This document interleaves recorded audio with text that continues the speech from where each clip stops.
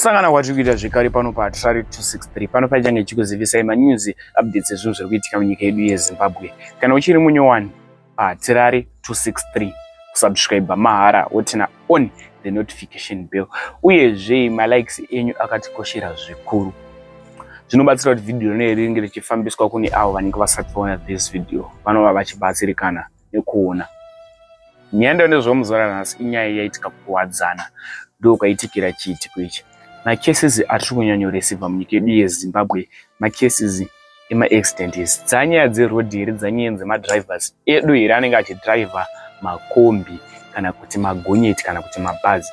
Ndomurota zvandinofuna kucomment section pamusoro penyaya iyi. Chingoti vafa rest in peace tareceiva accident kubva ikukuwadzana. Muchanzwa audio ichakuisirai audio munzwe zvizere pane iye witness anga achiona chiitiko ichi kana kuti aona chiitiko ichi atsva video ndiye wandichaisa audio yake pascreen mutanga kunzwa audio munzwe zvizere kubva kune iye anga aripo pachiitiko ichi. Accident apa pafa vanhu vanosvika ivo 10. Chingoti rest in peace zorai murugare zvaitika makuseni apo munhu anenge abuda mumba achiti ari kuenda kubasa wozotambira zvichinzi ningi wako chava chitunha afa. Kana uruda kuona mapictures aya uruda kuona mavideos aya namba dzangu ndidzo dziri pascreen idzo manyai kuWhatsApp ndikuratidzeni kuti pano hatibvumirwi kunzi tiposte zvinhu zvine ropa tinovharisirwa account yedu. Kune avo varida maadvertising namba dzangu futi ndidzo dziripo pascreen.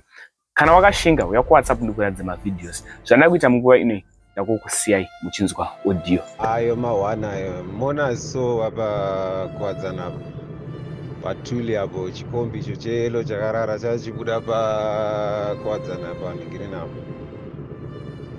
pamarobots apo iyo tenga iro reredhan iro ranga richibvawo uko rakatovhuriwawo robot. Kombi bvaakata wena atadza kubhita bvanzi nepadumbu bvaenda akadaro pamba chisirisa ndatotadza kutora vhidhiyo yakazara because nekubatikana chaiko nzi 10 vanhu ka1 pasport ma1